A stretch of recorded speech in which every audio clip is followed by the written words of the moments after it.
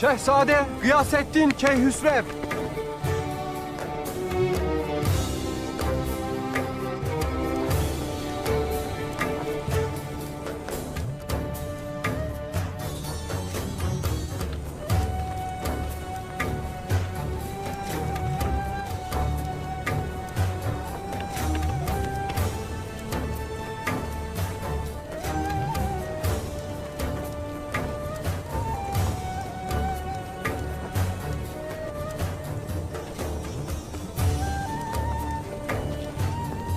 Hoş geldin şehzadem.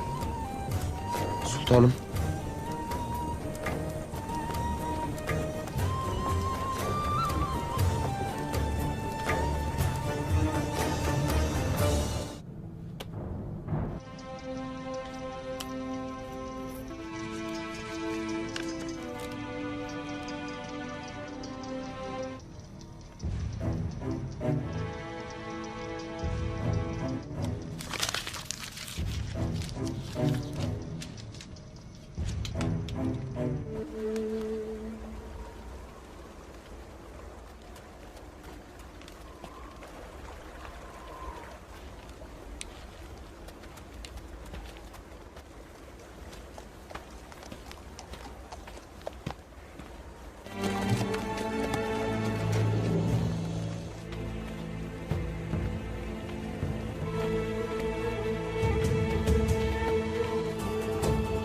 Atlar!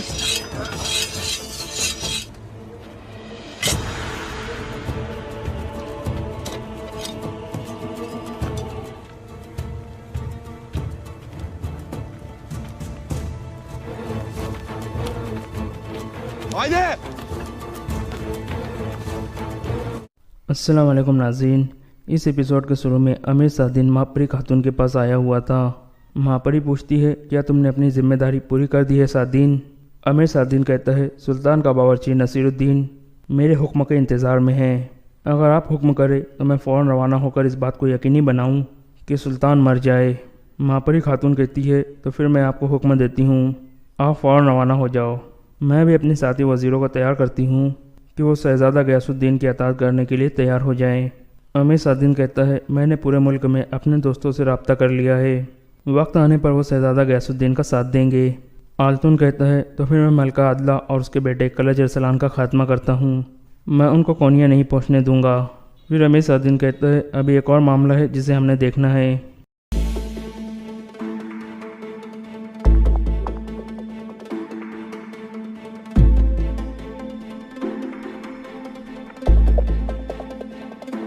गोकतुक की लाश देखकर वो दोनों चौंक जाते हैं। अमीर सादिन कहता है, अर्तुल बाज नहीं आया, उसने मेरा पीछा किया और मुझे कत्ल करने की कोशिश की। शायद वो हम सब की नीयतों के बारे में जानता है। मापरी कहती है, आपको फ़ौरन अर्तुल को रोकना होगा सादिन। अगर अर्तुल सुल्तान के पास पहुंच गया तो हम सब कुछ खो देंगे। अमीर सादिन कहता है, आप परेशान ना हो, मैंने इसका हल निकाल लिया है। हम नहीं बल्कि सुल्तान अर्तुल को रोकेगा। फिर अमीर सादिन आलतून को एक खत देते हुए कहता है, तुम इस खत पर अपनी मोहर लगाकर सुल्तान के पास भेज दो। इस खत में लिखा है कि अर्तुल ने सुल्तान के कानून को तोड़ा है, उसने मेरा पीछा किया और गोकतुक को कत्ल कर दिया है। इसके अलावा उसने हानली बाज़ार और महल में अमीर निज़ामुद्दीन के साथ मिलकर सुल्तान को कत्ल करने की कोशिश की थी और अब अर्तुल रास्ते में है और सुल्तान को मारने के लिए आ रहा है। ये सुनकर महापरी कहती है, यह खत अर्तुल की मौत का फरमान होगा, लेकिन अर्तुल अजीज़ और उसके सिपाहियों पर अपनी तलवार नहीं उठाएगा, तो फिर हम अर्तुल और सुल्तान की मुलाकात को कैसे रुकवाएंगे? अमीर सादिन कहता है, जब अर्तुल अजीज़ के हाथों गिरफ्तार हो जाएगा तो उन सब के लिए जाल बिछाकर उन्हें मार दिया जाएगा। सब यही समझेंगे कि अर्तुल ने सुल्तान के मुहाफ़िज़ों के सामने मज़ाहमत की और वो मारा गया। दूसरी यानी अर्तुल गाजी हलीमा सुल्तान से मिलकर अल्लाह हाफ़िज़ कहते हैं और फिर कुछ सिपाहियों के साथ वापस सुल्तान की जानिब रवाना हो जाते हैं। इसके बाद रात का वक्त हो जाता है। मामसी हफ्सा को लेकर कई कबीले में पहुँच गया था। हफ्सा अभी तक बेहोश थी। बामसी उसके लिए बहुत परेशान था। इतने में शेख इब्न अरबी भी वहाँ जाते हैं और बामसी को हौसला देते हैं। फिर शेख इब्न अरबी बामसी और हैमा खातून को बाहर भेजकर हफ्सा का इलाज शुरू कर देते हैं। बामसी और हैमा खातून मरकज़ी खेमे में आ जाते हैं। इतने में असलहान और तुर्गुत भी वहाँ पहुँच जाते हैं। असलहान हफ्सा के बारे में पूछने लगती है। बामसी कहता है, ये सब तुर्गुत की वजह से हुआ है, अगर इसने मेरी बात सुन ली होती तो ऐसा ना होता। तुर्गुत कहता है, ये वक्त इस तरह की बातों का नहीं है बामसी। बामसी सख्त गुस्से में आ जाता है और कहता है, तो फिर कब वक्त होगा? जब हफ्सा और मेरा बच्चा मर जाएंगे।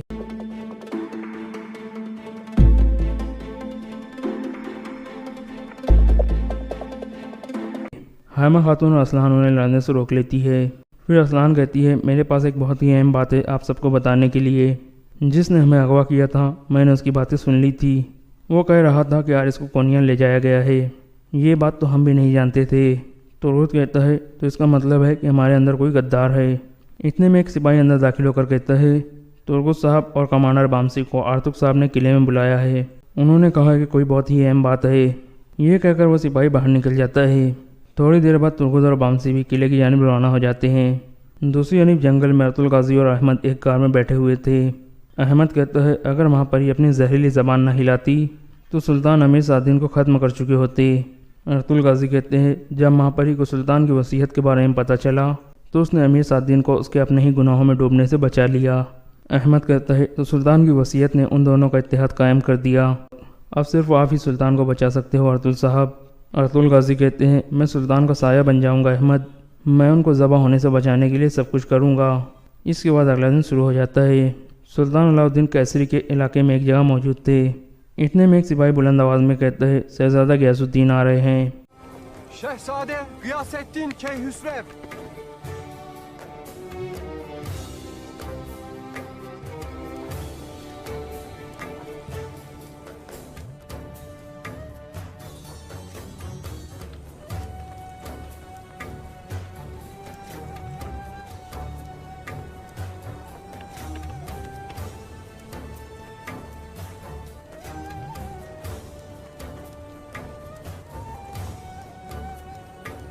सुल्तान अपने खेमे से बाहर आ जाते हैं। शहजादा गयासुद्दीन उनका कुर्ता चूमता है।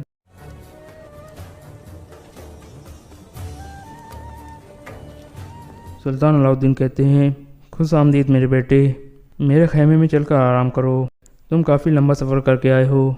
फिर वो दोनों अंदर चले जाते हैं। शहजादा गयासुद्दीन कहता है, मेरे सुल्तान, मैं यहाँ आपके साथ मिलकर जंग लड़ने आया हूँ और शहीद होने आया हूँ।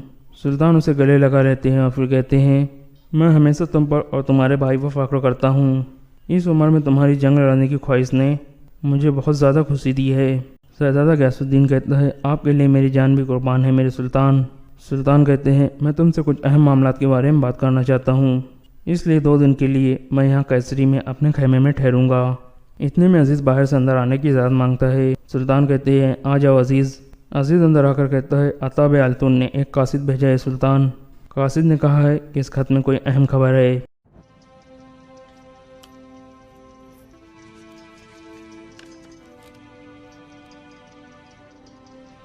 सुल्तान अलाउद्दीन वो खत खोलकर पढ़ने लगते हैं।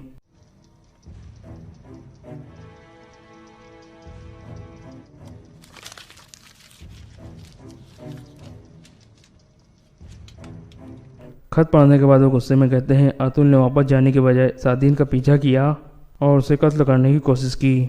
उसने गोख्तू को मार डाला है। शहजादा गयासुद्दीन पूछता है, और सादीन? सुल्तान कहते हैं, आल्तून के ख्याल में अतुल ने उसे भी कत्ल कर दिया है। वो उसकी लाश तलाश कर रहे हैं। इसके अलावा आल्तून के ख्याल में अतुल अमीर निज़ामुद्दीन के साथ मिला हुआ था और अब वो मुझे कत्ल करने के लिए आ रहा है। ये सुनकर सब चौंक जाते हैं। शहजादा गयासुद्दीन कहता है, उस गलीज इंसान को मुझे संभालने दे सुल्तान। सुल्तान कहते हैं, अजीज़, फ़ौरन अतुल को तलाश करो और उसे मेरे सामने पेश करो। ये सुनकर अजीज़ बाहर निकल जाता है।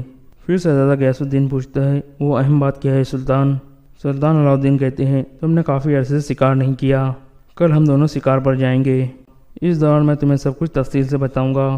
दूसरी जानब तुर्गुत और बामसी काराजिस्तार किले में पहुंच चुके थे। इतने में मारिया अंदर आकर कहती है, मैं कागजात ले आई हूँ आर्तुक साहब। आर्तुक साहब कहते हैं, इन्हें मेज़ पर रख दो मारिया। इतने में बामसी तुर्गुत से कहता है, तुम 4 सिपाहियों को बाजार से कबीले में ले गए हो, इसका क्या मतलब है तुर्गुत? तुर्गुत कहता है, मैंने अपने जिरगे के आदमियों से मशवरा किया है, हम हिजरत करके इन ज़मीनों से चले जाएंगे। मैं किले से भी अपने सिपाहियों को ले जाऊंगा। ये सुनकर मारिया मुस्कुराने लगती है। बामसी कहता है, तुमने अर्तुल साहब के बगैर ही ये फैसला कर लिया है। तुम हमारे अंदर सबसे बड़े गद्दार निकले हो। तुमने हम सब के साथ गद्दारी की है। तुम्हारी वजह से मेरी बीवी और बच्चा मर रहे हैं। तुर्गुत कहता है, बहुत हो गया बामसी, ये सब मैंने अपने कबीले की भलाई के लिए किया है। ये सुनकर बामसी उसे मुक्का मार देता है और फिर लड़ाई शुरू हो जाती है।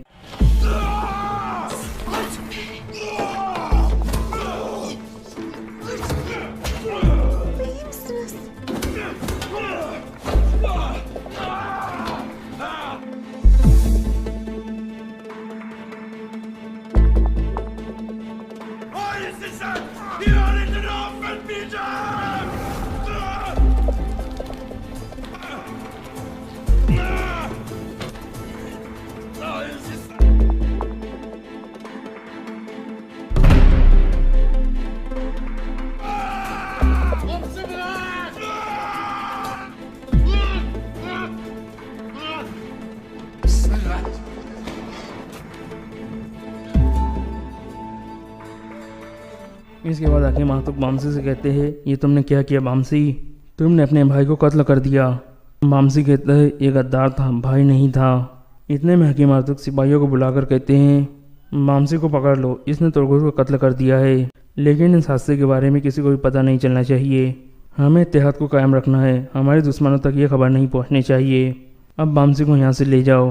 یہ سن کر سپاہی بامسی کو گرفتار کر کے باہر لے جاتے ہیں۔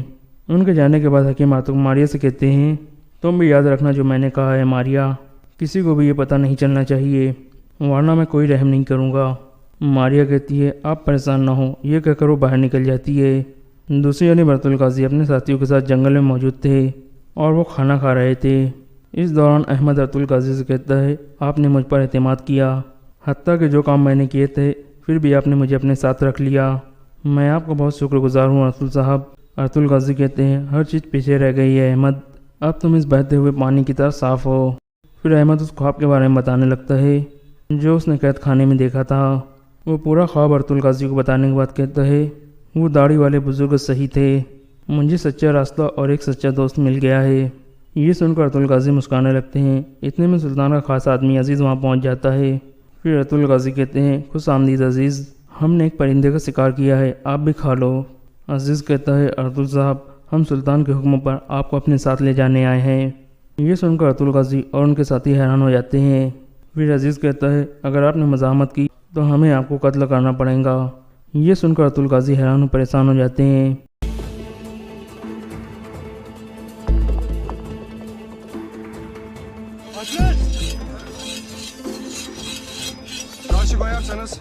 پھر وہ اپنے سپاہیوں سے کہتے ہیں اپنی تلواریں نیچے کر دو، ہم سلطان کی خلاف ورزی نہیں کر سکتے۔ یہ سن کر سب اپنی تلواریں نیچے رکھ دیتے ہیں۔ عزیز اپنے سپاہیوں سے کہتا ہے ان سب کو باندھ دو، ان کی تلواریں اور گھوڑے لے لو۔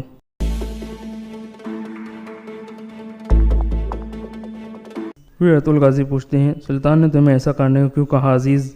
عزیز کہتا ہے جب آپ سلطان کے پاس جاؤ گے تو آپ کو سب کچھ پتہ چل جائے گا ارطغرل صاحب، جب تک ہم وہاں نہیں پہنچ جاتے ہمیں آپ کے ہاتھ باندھنے ہوں گے۔ پھر عزیز کے سپاہی ان سب کے ہاتھ باندھنے لگتے ہیں۔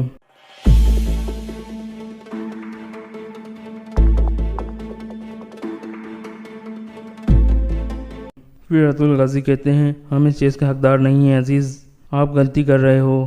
عزیز کہتا ہے ارطغرل صاحب میں صرف اپنی ذمہ داری نبھا رہا ہوں۔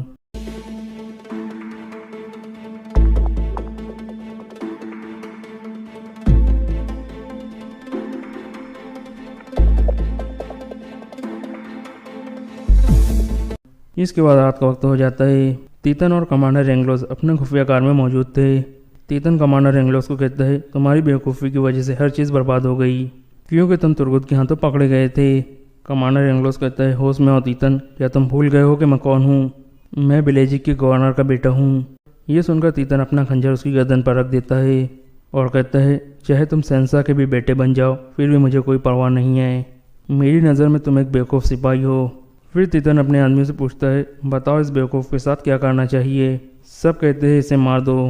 تیتن اسے مارنے ہی والا تھا کہ ایک سپاہی اندر آتا ہے اور کہتا ہے بامسی نے ترگت کو قتل کر دیا ہے، ماریا نے اپنی آنکھوں سے دیکھا ہے، ترگت قلعے اور بازار سے اپنے سپاہی لے گیا تھا، اس وجہ سے ان دونوں کے درمیان لڑائی شروع ہو گئی تھی۔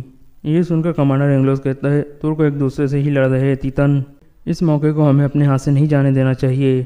تیتن کہتا ہے کئی قبیلے کے سپاہیوں نے قلعے کی حفاظت کے لیے ہانلی بازار کو چھوڑ دیا ہے، اس کا مطلب ہے کہ ہانلی بازار غیر محفوظ ہو گیا ہے۔ تیار ہو جاؤ میرے جہنم کے جنگجوؤں، کل صبح ہم ہانلی بازار کو جلا دیں گے۔ اور یہاں پر یہ ایپیسوڈ ختم ہو جاتا ہے۔ اسٹوری آف سلطان صلاح الدین ایوبی رحمۃ اللہ تعالی علیہ پارٹ 32۔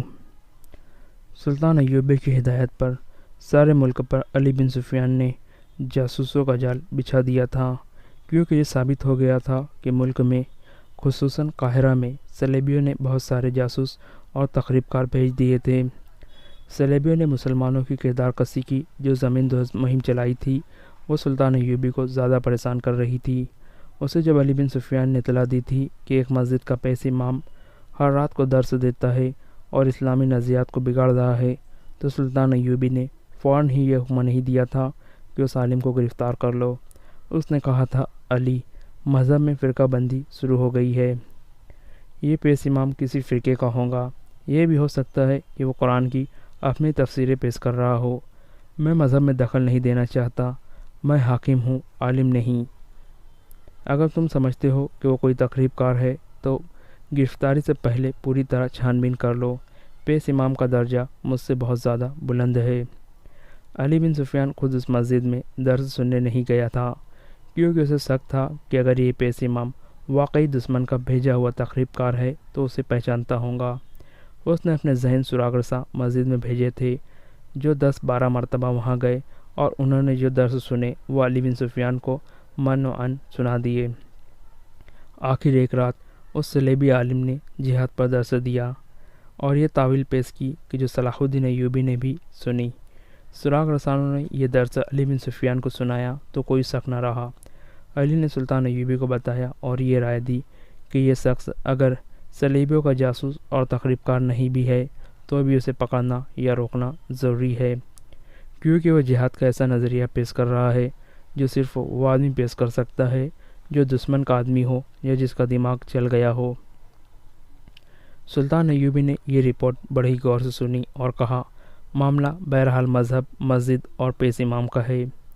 اس نے فیصلہ کیا کہ وہ علی بن سفیان کے ساتھ خود بہروپ میں درس سننے جائیں گا اور خود یقین کریں گا کہ پیش امام کی نیت اور اصلیت کیا ہے۔ جہاد کے ساتھ حیوانی جذبے کے ذکر نے سلطان ایوبی کے کان کھڑے کر دیے تھے۔ اس نے علی بن سفیان کے ساتھ صلاح مشورہ کر کے یہ بہروپ تیار کرایا تھا جس میں وہ مسجد میں گئے تھے۔ علی بن سفیان جاسوسی اور جاسوسی کے خلاف دفاع کے فن کا ماہر تھا۔ اس نے سلطان ایوبی کو اپنی ایک اور کامیابی سے آگاہ کر دیا تھا۔ وہ یہ تھی کہ فیض الفاطمی کو جس صلیبی لڑکی نے موقع پر گرفتار کرایا اور احمد کمال نام کے ایک کماندار کی خاطر اسلام قبول کرنے اور اس کے ساتھ شادی کرنے کی خواہش ظاہر کی مگر ماری گئی تھی، اس نے وہ خفیہ الفاظ اور اشارے بتائے تھے جو صلیبی جاسوس ایک دوسرے کو پہچاننے کے لیے استعمال کرتے تھے۔ اسی کی نشاندہی پر چند ایک مسلمان بھی پکڑے گئے تھے جو صلیبیوں سے زر و جواہرات اور خوبصورت لڑکیاں لے کر ان کے لیے جاسوسی کرتے تھے۔ انہوں نے بھی علی بن سفیان کے تہخانے میں تصدیق کی تھی کہ یہ الفاظ اور اشارے استعمال ہوتے ہیں۔ اشارے یہ تھے کہ جاسوس جو ایک دوسرے سے پہلی بار ملتے اور ایک دوسرے کے متعلق یقین کرنا چاہتے تھے ان میں سے ایک آسمان کی طرف دیکھ کر کہتا تھا، معلوم نہیں موسم کیسا رہے گا۔ وہ ایسی بے پرواہی کے لہجے میں کہتا تھا جیسے یوں ہی اسے موسم کا خیال آ گیا ہو۔ دوسرا کہتا تھا بارش آئیں گی، اسے جواب ملتا تھا آسمان بالکل صاف ہے۔ دوسرا کہتا تھا ہم گھٹائے لائیں گے اور وہ کہا لگاتا تھا۔ کہے کی ضرورت یہ ہوتی تھی کہ یہ مکالمہ کوئی اور سن لے یا دوسرا آدمی جاسوس نہ ہو تو وہ یہ سمجھے کہ اس آدمی نے مذاق کیا ہے۔ علی بن سفیان کو بتایا گیا تھا کہ یہ خفیہ مکالمہ اس وقت بدلا جائے گا جب یہ ظاہر ہو جائے گا۔ دوسری بات جو علی نے معلوم کی تھی وہ یہ تھی کہ جاسوس ایک دوسرے کو اپنا نام نہیں بتاتے تھے۔ ان کا ہیڈ کوارٹر فلسطین کا ایک قصبہ صوبک تھا جو ایک قلعہ تھا۔ یہ صلیبیوں کا جاسوسی کا مرکز تھا۔ ان انکشافات کے سہارے سلطان ایوبی اور علی بن سفیان بہروپ میں مسجد میں چلے گئے۔ انہوں نے جہاد کے درس کی خواہش ظاہر کی تو عالم نے خواہش پوری کر دی۔ پھر وہ اس کے پاس اکیلے رہ گئے اور ان خفیہ مکالموں نے عالم کو بے نقاب کر دیا۔ اس نے بعد میں بیان دیا تھا کہ وہ اتنا کچا جاسوس نہیں تھا کہ وہ اجنبی آدمیوں کے آگے اپنا آپ ظاہر کر دیتا۔ اسے ان خفیہ الفاظ نے پھنسایا کیونکہ یہ مکالمہ ہر ایک جاسوس کو بھی معلوم نہیں ہوتا۔ یہ جاسوسوں کے اعلیٰ درجے کا مکالمہ ہے، اس سے نیچے اس سے کوئی جاسوس واقف نہیں ہوتا۔ اس مکالمے کے بعد کا کہا خاص طور پر قابل ذکر تھا۔ اس کے بغیر ایک دوسرے پر اپنا راز فاش نہیں کیا جاتا تھا۔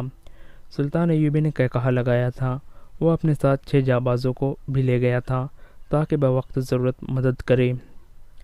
علی بن سفیان نے اس جاسوس کو اور ان دونوں لڑکیوں کو اپنے تہخانے میں بند کر دیا اور سب سے پہلے اس علاقے میں جا کر تفتیش کی کہ یہ شخص اس مسجد پر قابض کس طرح ہوا اور اس سے پہلے وہ جس جھوپڑے میں رہتا تھا وہ اسے کس نے دیا تھا۔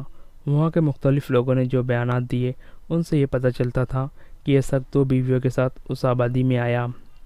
پہلے ایک آدمی کے گھر مہمان رہا۔ جب لوگوں نے دیکھا کہ یہ کوئی عالم فاضل ہے تو انہوں نے اسے یہ جھوپڑا دے دیا۔ وہ اس مسجد میں نماز پڑھنے جایا کرتا تھا۔ وہاں بہت مدت سے ایک پیش امام تھا۔ یہ شخص اس پیش امام کا مرید بن گیا۔ 15-16 روز بعد پیش امام نے مسجد ہی میں پیٹ درد کی شکایت کی۔ یہ شکایت اتنی تیزی سے بڑھی کہ اس کے بعد پیش امام مسجد میں نہ آ سکا۔ حکیموں نے گھر میں جا کر دیکھا، دوائیاں دی، مگر وہ تیسرے روز مر گیا۔ اس کے بعد اس عالم نے لوگوں سے بات کر کے مسجد سنبھال لی۔ اس نے ایسا تاثر پیدا کیا کہ لوگ اس کے عقیدت مند ہو گئے اور اس کی ضرورت کے مطابق اسے مکان دے دیا۔ علی بن سفیان کے پوچھنے پر لوگوں نے اسے بتایا کہ انہوں نے کئی بار اس شخص کو پیش امام کے لیے کھانا لے جاتے دیکھا تھا۔ علی بن سفیان جان گیا کہ پیش امام کو اس آدمی نے زہر دیا ہے اور اسے راستے سے ہٹا کر مسجد پر قبضہ کیا۔ اس جاسوس کے گھر کی تلاشی میں بہت سے ہتھیار برآمد ہوئے جو مختلف جگہوں میں چھپائے ہوئے تھے۔ وہاں سے زہر بھی برآمد ہوا جو ایک کتے کو دیا گیا تو وہ کتا 3 دن تک بے چین رہا اور گرتا اور اٹھتا رہا۔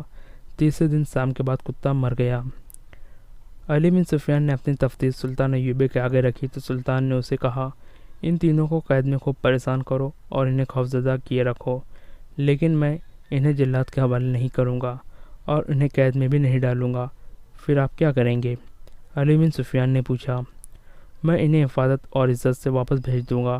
علی بن سفیان نے حیرت زدہ ہو کر سلطان ایوبی کے منہ کی طرف دیکھا۔ سلطان نے کہا، میں ایک جواں کھیلنا چاہتا ہوں علی، ابھی مجھ سے کچھ نہ پوچھنا، میں سوچ رہا ہوں کہ یہ بازی لگاؤں یا نہیں۔ اس نے ذرا توقف سے کہا، کل دوپہر کے کھانے کے بعد نائب سالاروں، مزیروں، اعلیٰ کمانداروں اور انتظامیہ کے ہر شعبے کے سربراہ کو میرے پاس لے آنا۔ تمہاری موجودگی بھی ضروری ہے۔ علی بن سفیان نے اس رات پہلی بار اس عالم سے تفتیش کی، لیکن وہ بڑا سخت آدمی نکلا۔ اس نے کہا، غور سے میری بات سن لو علی، ہم دونوں ایک ہی میدان کے سپاہی ہیں۔ تم میرے ملک میں کبھی پکڑے گئے تو مجھے امید ہے کہ تم جان دے دو گے، اپنے ملک اور اپنی قوم کو دھوکہ نہیں دو گے۔ تم یہی توقع مجھ سے رکھو، مجھے معلوم ہے میرا انجام کیا ہوگا۔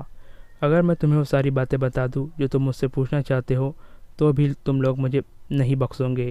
مجھے اس تہہ خانے میں ہی مرنا ہے، خواہ تم جلات سے مرواؤ اور خواہ اذیت میں ڈال کر مار دو، پھر میں کیوں اپنی قوم کو دھوکہ دوں؟ مجھے امید ہے تم اپنا ارادہ بدل دو گے۔ علی بن سفیان نے کہا، کیا تم ان 2 لڑکیوں کی عزت بچانے کی خاطر یہ پسند نہیں کرو گے کہ میں جو کچھ پوچھوں وہ بتا دوں؟ کیسی عزت؟ اس نے جواب دیا، ان لڑکیوں کے پاس صرف حسن اور ناز نخرے ہے، یا وہ استادی ہے جس سے وہ پتھروں کو بھی موم کر لیتی ہے۔ ان کے پاس عزت نام کی کوئی چیز نہیں۔ یہی تو انہیں سکھلایا جاتا ہے کہ اپنی عزت سے دستبردار ہو جاؤ۔ ہم لوگ اپنی جان اور عزت بہت دور پھینک آتے ہیں۔ تم ان لڑکیوں کے ساتھ جیسا بھی سلوک کرنا چاہو کر لو، انہیں میرے سامنے ذلیل کرو، میں تمہیں کچھ نہیں بتاؤں گا، لڑکیاں بھی تمہیں کچھ نہیں بتائیں گی۔ جاسوس لڑکیوں کو ہم سزائے موت دے دیا کرتے ہیں، انہیں ذلیل کبھی نہیں کیا۔ علی بن سفیان نے کہا، ہمارا مذہب عورت کو اذیت میں ڈالنے کی ہمیں اجازت نہیں دیتا۔ میرے دوست جاسوس نے کہا، تم پیار کا حربہ استعمال کرو یا اذیت کا، ہم میں سے کوئی بھی اپنے ان ساتھیوں کی نشاندہی نہیں کرے گا جو تمہاری سلطنت کی جڑوں میں بیٹھے ہوئے ہیں۔ تم نے لڑکیوں کے ساتھ اچھا سلوک کرنے کا وعدہ کیا ہے، میں اس کی عوض تمہیں یہ بتا دیتا ہوں کہ یہ میری اور تمہاری جنگ نہیں، یہ سلیب اور چاند تاری کی جنگ ہے۔ میں ان معمولی سے جاسوسوں میں سے نہیں ہوں جو ادھر کی خبریں ادھر بھیجتے ہیں اور تمہارے آئندہ کے ارادے معلوم کرتے رہتے ہیں۔ اس شعبے میں میرا رتبہ بہت اونچا ہے۔ میں عالم ہوں، اپنے مذہب کا مطالعہ اتنا ہی گہرا کیا ہے جتنے تمہارے مذہب کا۔ انجیل اور قرآن پاک کی تہہ تک پہنچا ہوں۔ میں اعتراف کرتا ہوں کہ تمہارا مذہب بہتر اور سادہ ہے، یہ ہر انسان کا مذہب ہے جس میں کوئی پیچیدگی نہیں۔ اس کی مقبولیت کی وجہ بھی یہی ہے، مگر میں تمہیں یہ بھی بتا دینا چاہتا ہوں کہ تمہارے دشمنوں نے تمہارے مذہب کی اصلیت کو بگاڑ دیا ہے تاکہ اس کی مقبولیت ختم ہو جائے۔ یہودیوں نے مسلمان علماء کے بھیس میں اس میں بے بنیاد روایات شامل کر دی ہے۔ اسلام توہمات کے خلاف تھا، مگر اس وقت سب سے زیادہ توہم پرست مسلمان ہیں۔ میں نے چاند گرہن اور سورج گرہن کے وقت مسلمانوں کو سجدہ کرتے اور نذرانے دیتے دیکھا ہے، اور ایسی کئی ایک بدعتیں تمہارے مذہب میں شامل کر دی گئی ہیں۔ ہم ایک لمبی مدت سے تمہارے اصل نظریات کو بگاڑ رہے ہیں، کیونکہ ہم جانتے ہیں کہ دنیا میں صرف دو مذہب رہ جائیں گے، ایک عیسائیت اور دوسرا اسلام، اور یہ دونوں اس وقت تک برقرار رہیں گے جب تک کہ دونوں میں سے ایک ختم نہیں ہو جاتا۔ کسی بھی مذہب کو تیروں اور تلواروں سے ختم نہیں کیا جا سکتا، کسی مذہب کو تبلیغ سے بھی ختم نہیں کیا جا سکتا۔ اس کا یہی ایک طریقہ ہے جو میں نے اختیار کیا تھا۔ میں تمہیں یہ بتا دیتا ہوں کہ اس مہم میں میں اکیلا نہیں ہوں، پورا ایک گروہ تمہارے نظریات پر حملہ آور ہوا ہے۔ علی بن سفیان اس کے سامنے ٹہر رہا تھا اور اس کی باتیں غور سے سن رہا تھا۔ اس نے عالم جاسوس کے پاؤں میں بیڑیاں اور ہاتھوں میں ہتھکڑیاں ڈال رکھی تھی۔ اس کا ارادہ تو یہ تھا کہ اس جاسوس کو بھی ہر جاسوس کی طرح اذیتوں کے اس مرحلے میں سے گزارے جہاں کسی بھی لمحے جاسوس سارے راز اگل دیتے ہیں، لیکن اس نے قید خانے کے ایک محافظ کو بلا کر اس آدمی کی بیڑیاں اور ہتھکڑیاں کھلوا دی اور اس کے سامنے اور اس کے لیے پانی اور کھانا منگوایا۔ اس نے کہا، میرے سلوک کو اگلوانے کا حربہ نہ سمجھنا۔ ہم عالموں کی قدر کیا کرتے ہیں، خواہ وہ کسی بھی مذہب کے ہو۔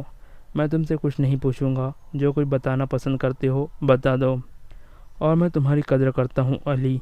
عالم جاسوس نے کہا، میں نے تمہاری بہت تعریف سنی ہے، تم میں فن کا کمال بھی ہے اور جذبے کی حرارت بھی۔ تمہارے لیے سب سے بڑا اعزاز اور کیا ہو سکتا ہے کہ صلیبی بادشاہ تمہیں قتل کرنا چاہتے ہیں۔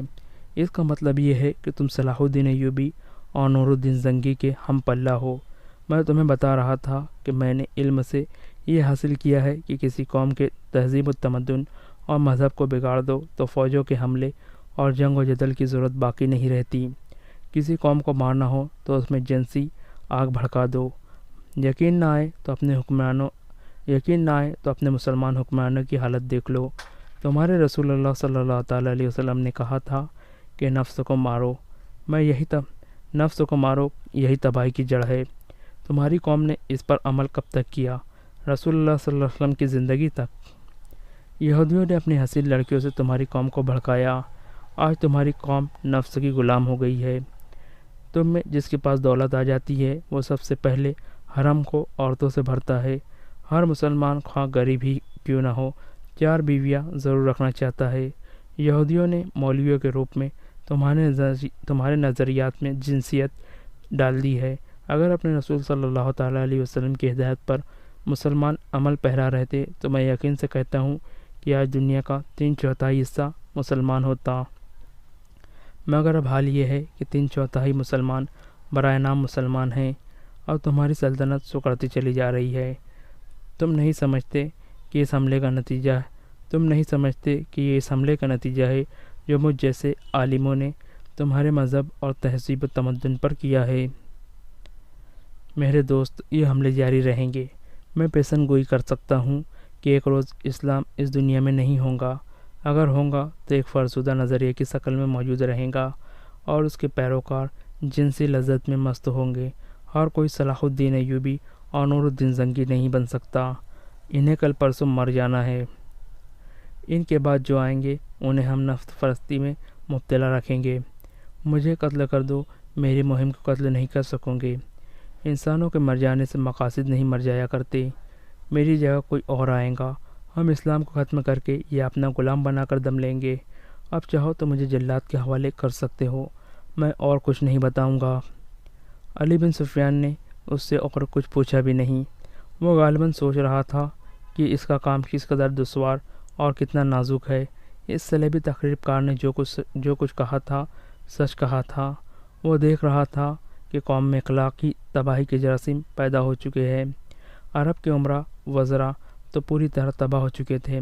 صلاح الدین ایوبی میدان جنگ میں صلیبیوں کو شکست دے کر سلطنت اسلامیہ کو وسیع تر کرنے کے خواب دیکھ رہا تھا، مگر صلیبیوں نے ایسے پہلو سے حملہ کیا تھا جسے روکنا سلطان ایوبی کے بس سے باہر نظر آتا تھا۔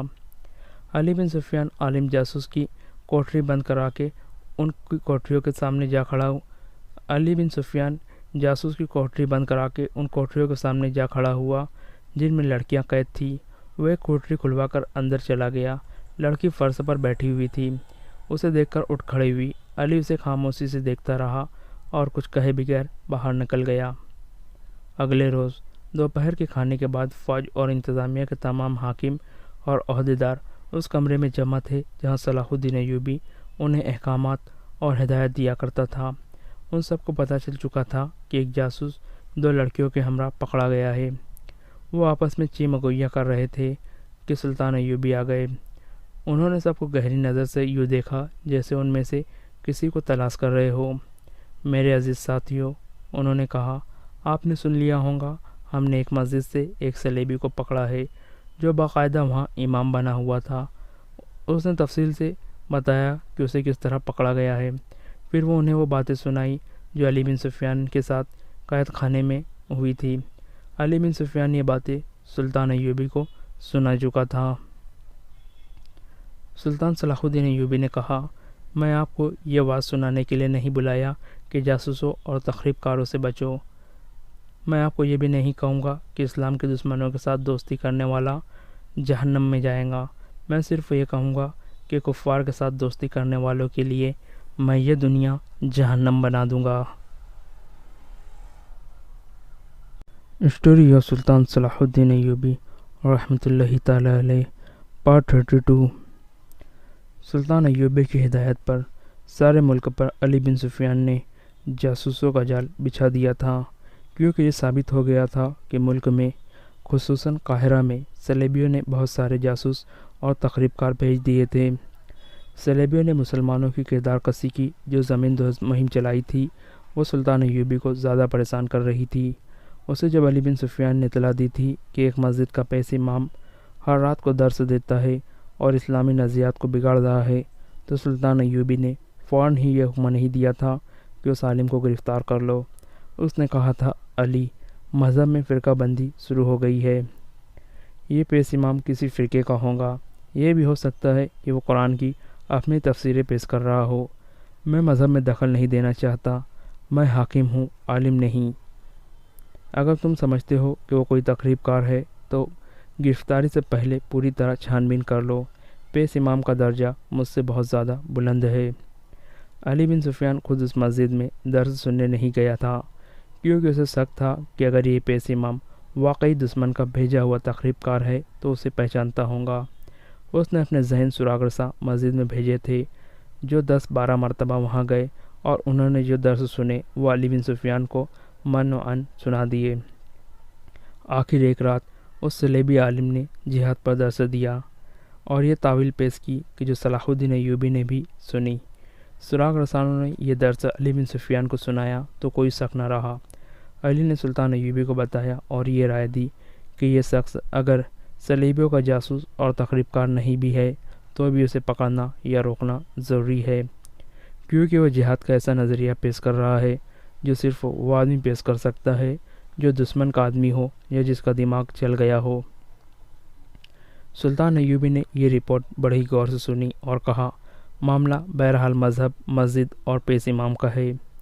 اس نے فیصلہ کیا کہ وہ علی بن سفیان کے ساتھ خود بہروپ میں درس سننے جائیں گا اور خود یقین کریں گا کہ پیش امام کی نیت اور اصلیت کیا ہے۔ جہاد کے ساتھ حیوانی جذبے کے ذکر نے سلطان ایوبی کے کان کھڑے کر دیے تھے۔ اس نے علی بن سفیان کے ساتھ صلاح مشورہ کر کے یہ بہروپ تیار کرایا تھا جس میں وہ مسجد میں گئے تھے۔ علی بن سفیان جاسوسی اور جاسوسی کے خلاف دفاع کے فن کا ماہر تھا۔ اس نے سلطان ایوبی کو اپنی ایک اور کامیابی سے آگاہ کر دیا تھا، وہ یہ تھی کہ فیض الفاطمی کو جس صلیبی لڑکی نے موقع پر گرفتار کرایا اور احمد کمال نام کے ایک کماندار کی خاطر اسلام قبول کرنے اور اس کے ساتھ شادی کرنے کی خواہش ظاہر کی مگر ماری گئی تھی، اس نے وہ خفیہ الفاظ اور اشارے بتائے تھے جو صلیبی جاسوس ایک دوسرے کو پہچاننے کے لیے استعمال کرتے تھے۔ اسی کی نشاندہی پر چند ایک مسلمان بھی پکڑے گئے تھے جو صلیبیوں سے زر و جواہرات اور خوبصورت لڑکیاں لے کر ان کے لیے جاسوسی کرتے تھے۔ انہوں نے بھی علی بن سفیان کے تہخانے میں تصدیق کی تھی کہ یہ الفاظ اور اشارے استعمال ہوتے ہیں۔ اشارے یہ تھے کہ جاسوس جو ایک دوسرے سے پہلی بار ملتے اور ایک دوسرے کے متعلق یقین کرنا چاہتے تھے، ان میں سے ایک آسمان کی طرف دیکھ کر کہتا تھا، معلوم نہیں موسم کیسا رہے گا۔ وہ ایسی بے پرواہی کے لہجے میں کہتا تھا جیسے یوں ہی اسے موسم کا خیال آ گیا ہو۔ دوسرا کہتا تھا بارش آئیں گی، اسے جواب ملتا تھا آسمان بالکل صاف ہے۔ دوسرا کہتا تھا ہم گھٹائے لائیں گے، اور وہ کہا لگاتا تھا۔ کہے کی ضرورت یہ ہوتی تھی کہ یہ مکالمہ کوئی اور سن لے یا دوسرا آدمی جاسوس نہ ہو تو وہ یہ سمجھے کہ اس آدمی نے مذاق کیا ہے۔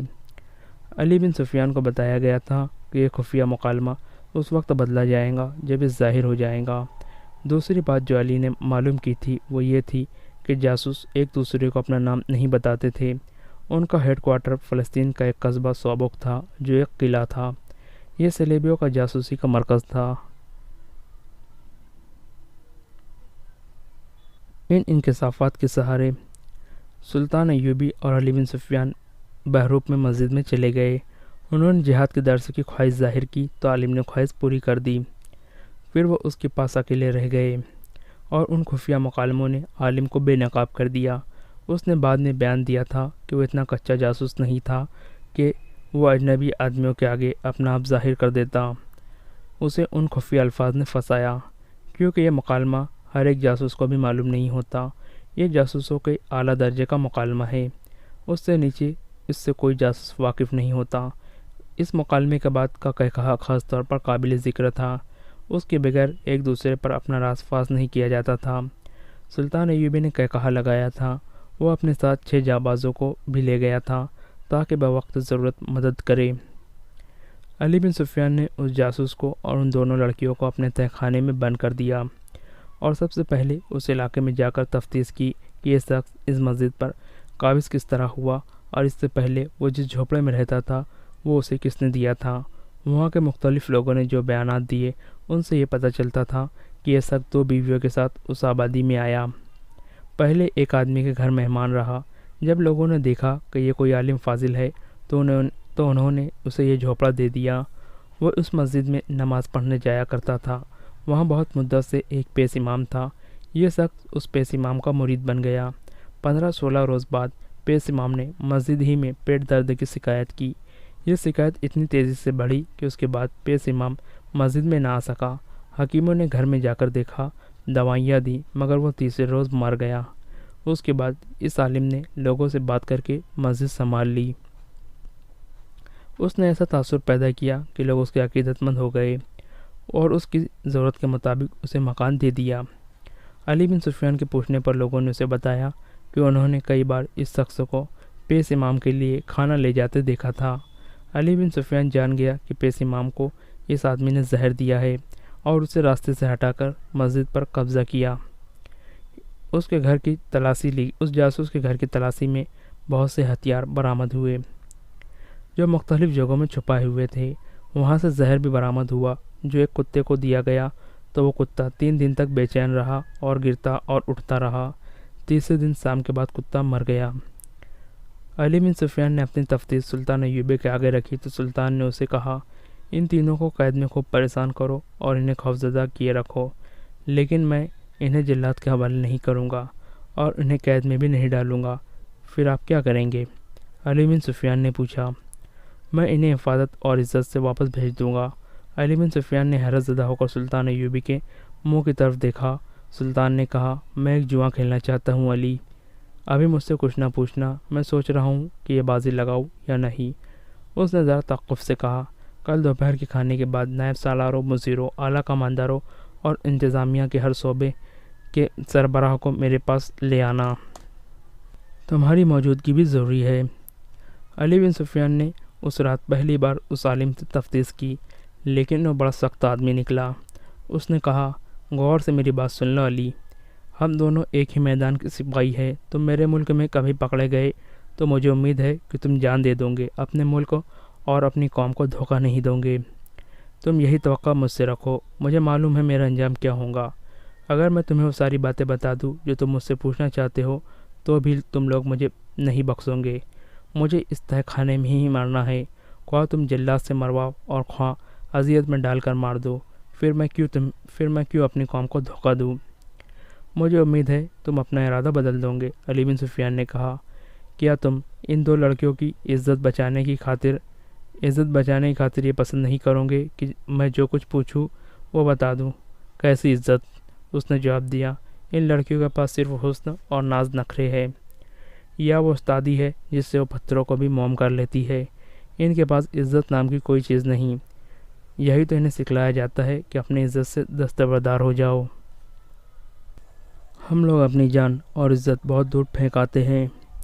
تم ان لڑکیوں کے ساتھ جیسا بھی سلوک کرنا چاہو کر لو، انہیں میرے سامنے ذلیل کرو، میں تمہیں کچھ نہیں بتاؤں گا، لڑکیاں بھی تمہیں کچھ نہیں بتائیں گی۔ جاسوس لڑکیوں کو ہم سزائے موت دے دیا کرتے ہیں، انہیں ذلیل کبھی نہیں کیا۔ علی بن سفیان نے کہا، ہمارا مذہب عورت کو اذیت میں ڈالنے کی ہمیں اجازت نہیں دیتا۔ میرے دوست جاسوس نے کہا، تم پیار کا حربہ استعمال کرو یا اذیت کا، ہم میں سے کوئی بھی اپنے ان ساتھیوں کی نشاندہی نہیں کرے گا جو تمہاری سلطنت کی جڑوں میں بیٹھے ہوئے ہیں۔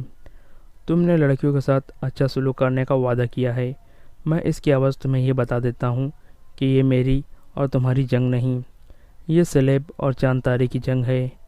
میں ان معمولی سے جاسوسوں میں سے نہیں ہوں جو ادھر کی خبریں ادھر بھیجتے ہیں اور تمہارے آئندہ کے ارادے معلوم کرتے رہتے ہیں۔ اس شعبے میں میرا رتبہ بہت اونچا ہے، میں عالم ہوں، اپنے مذہب کا مطالعہ اتنا ہی گہرا کیا ہے جتنے تمہارے مذہب کا، انجیل اور قرآن پاک کی تہہ تک پہنچا ہوں۔ میں اعتراف کرتا ہوں کہ تمہارا مذہب بہتر اور سادہ ہے، یہ ہر انسان کا مذہب ہے جس میں کوئی پیچیدگی نہیں، اس کی مقبولیت کی وجہ بھی یہی ہے، مگر میں تمہیں یہ بھی بتا دینا چاہتا ہوں کہ تمہارے دشمنوں نے تمہارے مذہب کی اصلیت کو بگاڑ دیا ہے تاکہ اس کی مقبولیت ختم ہو جائے۔ یہودیوں نے مسلمان علماء کے بھیس میں اس میں بے بنیاد روایات شامل کر دی ہے۔ اسلام توہمات کے خلاف تھا، مگر اس وقت سب سے زیادہ توہم پرست مسلمان ہیں۔ میں نے چاند گرہن اور سورج گرہن کے وقت مسلمانوں کو سجدہ کرتے اور نذرانے دیتے دیکھا ہے، اور ایسی کئی ایک بدعتیں تمہارے مذہب میں شامل کر دی گئی ہیں۔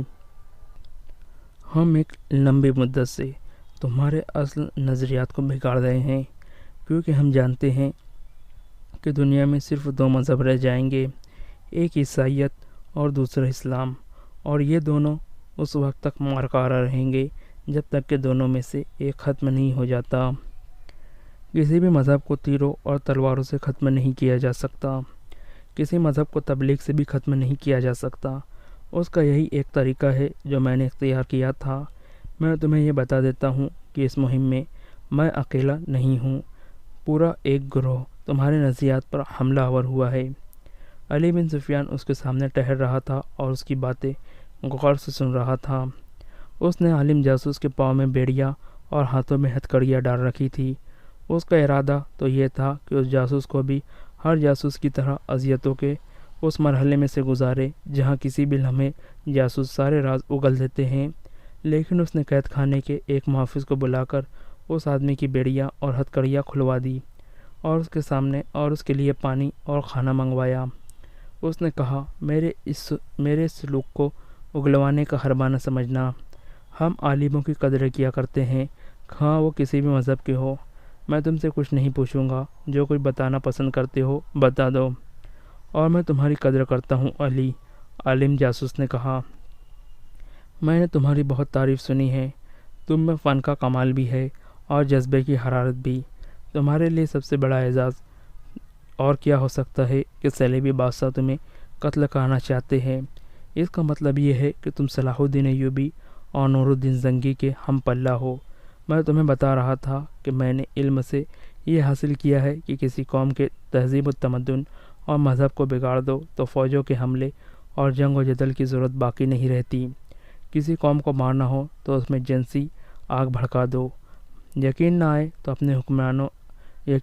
تو اپنے مسلمان حکمرانوں کی حالت دیکھ لو۔ تمہارے رسول اللہ صلی اللہ تعالیٰ علیہ وسلم نے کہا تھا کہ نفس کو مارو، نفس کو مارو، یہی تباہی کی جڑ ہے۔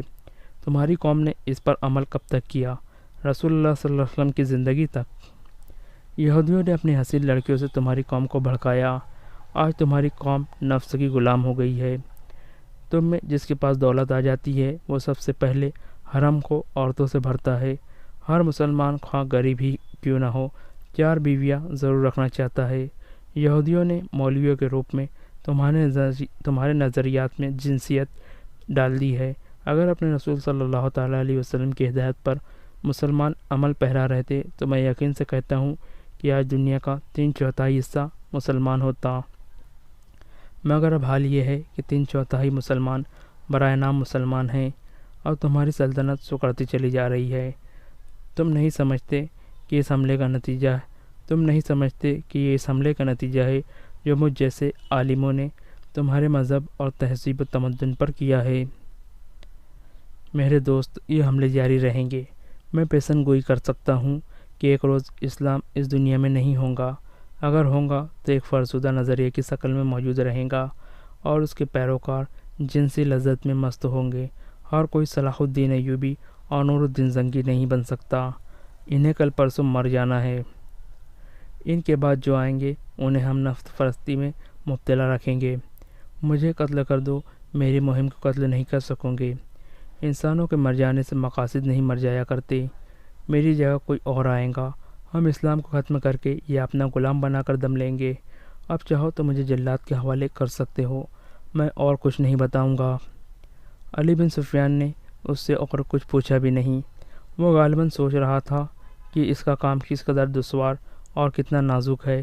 اس صلیبی تقریب کار نے جو کچھ کہا تھا سچ کہا تھا۔ وہ دیکھ رہا تھا کہ قوم میں اخلاقی تباہی کے جراثیم پیدا ہو چکے ہیں۔ عرب کے عمرا وزراء تو پوری طرح تباہ ہو چکے تھے۔ صلاح الدین ایوبی میدان جنگ میں صلیبیوں کو شکست دے کر سلطنت اسلامیہ کو وسیع تر کرنے کے خواب دیکھ رہا تھا، مگر صلیبیوں نے ایسے پہلو سے حملہ کیا تھا جسے روکنا سلطان ایوبی کے بس سے باہر نظر آتا تھا۔ علی بن سفیان عالم جاسوس کی کوٹری بند کرا کے ان کی کوٹریوں کے سامنے جا